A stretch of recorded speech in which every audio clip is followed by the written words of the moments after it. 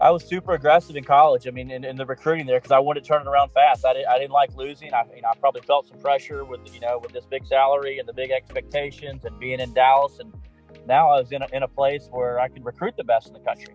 And so now all of a sudden you got Oklahoma State and Oklahoma and Texas and all these people throwing darts at you and trying to figure out how am I going to beat these guys. And I knew I had to go in early to get them and offer big scholarships and do those things. And so we had some great recruiting classes. We had probably, if they were to rank them, top 1, 2, and 3 recruiting classes for about, 3 years in a row lined up, and had some studs coming in, and was fortunate enough to get Bryson Dechambeau to come there and Austin Smotherman.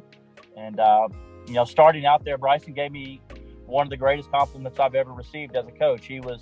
I'd never done this before. And right when I got the job, friends with my TaylorMade friends and would help Bryson a little bit in his career. And they said, hey, there's this kid in California that's kind of being overlooked that nobody really knows about. And nobody really wants to take a chance on because he does single length clubs. He's a little bit different. And he was being recruited by UCLA and Stanford and Washington, some great places, and Oregon. And I remember I offered him a full scholarship over the phone. I'd never seen him.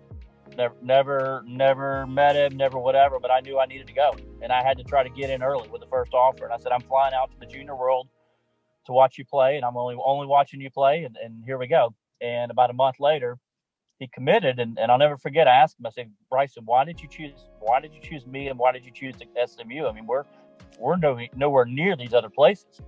And really the coolest compliment ever, he simply said, Coach, you were the only one that was going to let me be me. Everybody else thought I had to change and that it couldn't work. And I'm thinking, well, you average 68 and you got a 4.0 in the classroom. I can coach that kind of kid. That's not that hard.